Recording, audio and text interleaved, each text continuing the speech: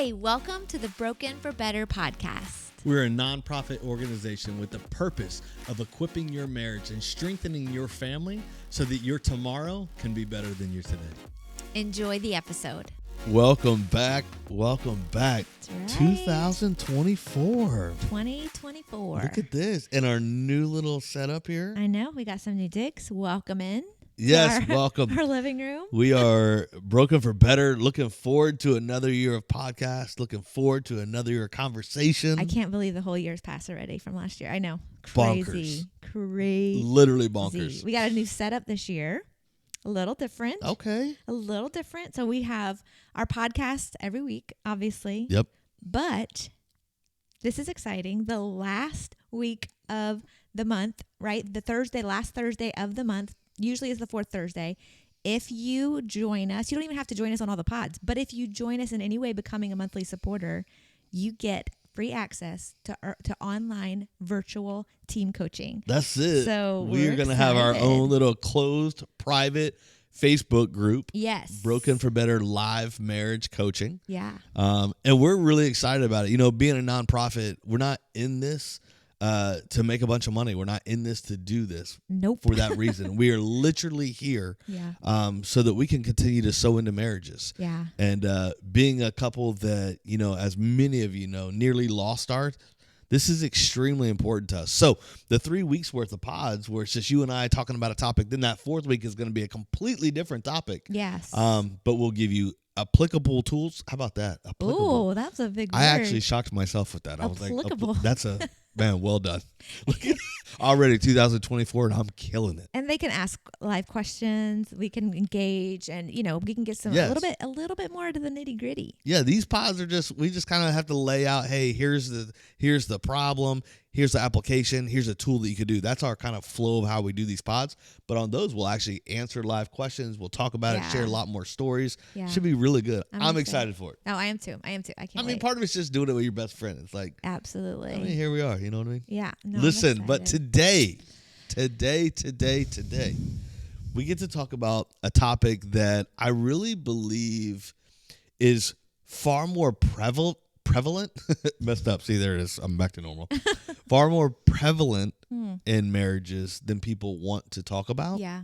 But I think it's one that you and I have talked about a lot in our own marriage. Oh, yes. And that's this topic of boredom. Mm-hmm. Boredom in the relationship. And we're going to break it up over the 3 weeks. Today, I just want to kind of talk about boredom and in our relationship. Mm-hmm. What does that look like? Where are the struggles? Where are the challenges? And then look at what if we had to do and what are tools that we've had to implement into our relationship, because this is a very real thing that you and I have definitely faced. Yeah. And when we talk to couples all the time, I mean, boredom is something like, we just don't do anything together anymore. We don't have any common interests. We used to enjoy time together. Now we just don't. And that's something that that's real. I don't know, especially with us, you walk through an empty nest season, and there's different seasons that these different patterns can form, whether it be you just had a baby, so you're in that season and you're exhausted, whether it's you're maybe in school, one of you is never home because you're working or taking tests all the time or trying to get your career off the ground. But there's these different patterns that just form. And so how do you get out of that? And this has been one for us that's been a common conversation, because we have very different interests. Like, my soul gets fed going on a hike and walking. He hates that with every fiber of his being. So. Bro, that's the worst. But walk on a treadmill. That doesn't make sense. You walk on a treadmill? No, I said, but you will walk on a treadmill. Oh, I'll walk on a treadmill. But I'm like, then you're not going anywhere. Yeah. We are very different. And I feel like one of the things that lends to that too, that difference, is when I get passionate about something, I am passionate about it. Yeah, that's true. And so I'm all in. I'm going 100 miles an hour, and it's all I think about and all I do. In that process, one of the negatives in that is I leave you behind, especially if it's something you want nothing to do with. Yeah. So I remember there was a phase of my life where I got into paintballing. Yeah, I remember that phase. We ought to There do a was, like, documentary of all the the phases things. of Kurt's life. Oh, you've done paintball. You were doing Wait. frisbee golf. Remember? You bought the professional kit. Or you were Yes. you were like, you want to go frisbee golf with me? I was like, no. I could think of nothing less I would want to go do. So than here's the thing. frisbee golf. And I love the honesty, right? Like, okay, great. You don't want to go? Perfect. I'll find dudes and I'll go do it. And so that's what I did. Yeah. But in that, what it does is I work all these actionable things out of my life where I'm out there doing it and I'm loving life and I'm enjoying it, exhausting myself in these hobbies. And then I come home and now our relationship is completely flatlined because I've spent all my energy, all my emotion, all my joy was out there in those things. And then I come home and now I just want to rest. Well, what then happens is, well, no, you've been doing your thing. Like, hey, let's go do our thing. I'm like, no, I'm like, I invited you. You didn't want to go and now I'm tired. So it's like, what are we going to do now? You know what I mean? It's just really, and it's hit us extremely hard in different seasons. Well, and it's kind of goes back to those, we always say that opposites attract. And so those things that attracted us to our partner at the beginning a lot of times are the opposite things. Like, man, I love how he does this and I love how she does that. But then after months, years, decades into a relationship, those differences can become things that define your relationship and can really put up barriers and boundaries for that intimacy and that closeness, and building that relationship and still finding common things to do. I love the way you just said that. Is it the differences of your relationship that define it? Yeah, because so often you end up saying, man, we're just different people. We just don't like the same things. We just aren't friends anymore. We just don't. So how do you fight against that? How do you push back? And this is something that I think a lot of couples that we talk to think, well, we shouldn't have that. If we're in a healthy marriage, we shouldn't be facing these things. And I think it's normal to face those things. I think here we are at the beginning of the new year. Some people do New Year's resolutions and all these things. So maybe it's time for us to look at these few different things in our relationship and say, man, let's audit and say, where are we? How are we doing? Are we still friends? Are we fighting for our friendship? Are we fighting to have things that are, I love the way you said audit, and this has kind of been your word lately. I like it. I know. I don't know if you just found out the definition. No, I just think it's good. I think we should all audit. She wants to audit everything. We should. We need to audit that. We need to look at that. Let's audit that. So, yes, the fact you threw it in here already in 2024, well done. Just a couple of weeks ago, this really happened for us in a very unique way. And this is where I will tell you that when you look at this boredom in your relationship, a lot of it is now becoming selfless.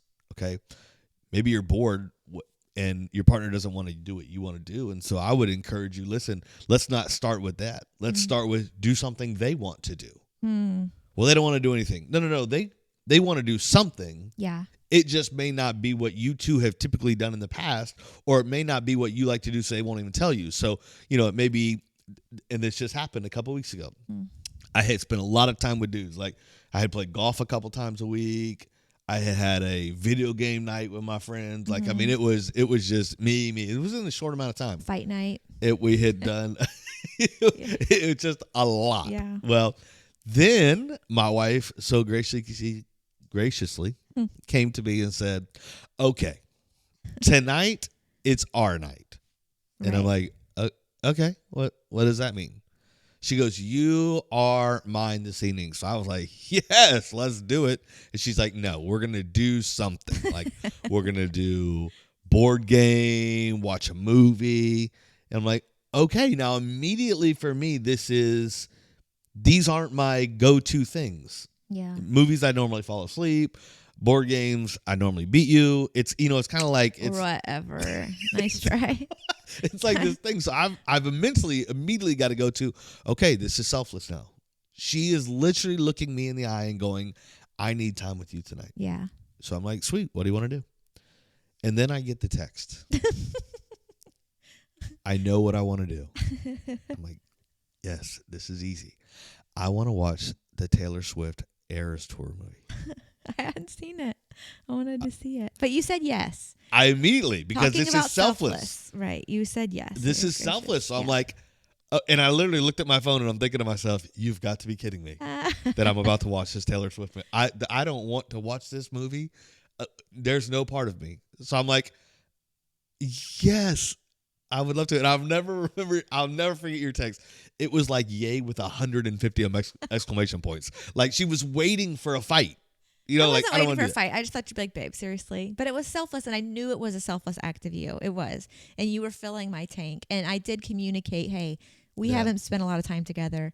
Let's do something. And it's something you have to fight for. Like, you have to fight. And I know that there's times that I have to be selfless and do things that you want to do. Sometimes even being selfless is letting you have that guy time that I know feeds your soul. But sometimes me being selfless is saying, okay, let's do something that I know you really enjoy. And you can still find like common interests and find like intimate moments with each other, even if it's not something that you totally enjoy. I know that with our kids growing up, they all had different interests, right? These little humans that you give life to, they don't all come out wanting to do the same things that you want to do and all of, have the same personalities. They were all very different. It's crazy. And there were multiple times as you as a father and me as a mom that we needed to look back and say, man, our relationship with this kid or that kid, or maybe this season with this child is a little tense. They're walking through some hard things. They're walking through things. And so like, I remember very specifically you sitting with our youngest and playing video games and hopping on his stream, which was not something that you necessarily wanted to do, hop on with his friends, but it was something that fed his soul. Yeah. So when you think about your spouse and not say, man, we just don't have anything in common, we don't like to do the same things, maybe it's a difference of saying, man, how do I feed my partner's soul today? How do I love my partner? I don't know why this keeps, like banging through my head, but your spouse may like to read. Yeah. They may like to, maybe it's going to the library. Maybe it's going to a coffee shop. And I think where you got to get through your head is, man, in your head, you see this as this is a complete waste of time because it doesn't feed your soul. And looking at it through the lens of, wow, this is the best use of my time because it feeds the soul of my spouse. Yeah. Like it's a difference in the way you see that going, wow, this isn't about me. Yeah. This is about them. And so, yes, go sit in a library and play Candy Crush. Like, go do the thing, be invested, be about it, encourage your spouse to do it. Yeah. But be in the moment. Be willing to lay down yourself. Now, the counterfeit to this, right, is being selfish with your time. Yeah. Only doing everything you want to do, your spouse always having to do what you want to do, never doing what they want to do. Like, I just need guy time. I just need to, like, that's the counterfeit to all of this. Yeah. This is a moment of going, hey, how do together we invest, right? Okay, so let's talk about applications. Some different kind of things. Tell me a couple of yours, and then I'll tell you a couple of mine. Some of the things I want to do. Okay. First off, this is not me taking notes. Like, I mean, you said that with a very like that. Like, remember I told you on that podcast? No, I think, and this isn't going to be as concrete. And I say it this way, not as a cop out, but your relationship, no matter what relationship you're in, is different than our relationship. And so I think the best application would be to dream again. Wait, let me see. Yes, dreaming. Can I see if I can guess yours? Sure. Let's do this. Because what I'm going to do is now I'm going to know, like, was I right? Like I knew them and just didn't do them? Or was I completely lost? Okay. Easy one is hike, nature, something, walk in the woods. For sure. Yes. Because I feel like I reconnect with God and nature. I do. He created things for a purpose, and there's creativity and there's beauty there. So that's why it feeds my soul. Yeah. Yeah, that's a good one. We don't do that one. Yeah. But we will. Okay. This year, we will go on a walk. All right, let's do it. Down the beach. On a walk. Just a walk. My daughter-in-law. Like, relax over there. Well, yes, on the beach. That's connecting with nature. Okay. Does that not count? Okay. It counts. Yes. We will go on a hike. Yay. I've said it. It is out there on the pod. Okay. So you have the hike. I I think another thing that you love to do is thrift.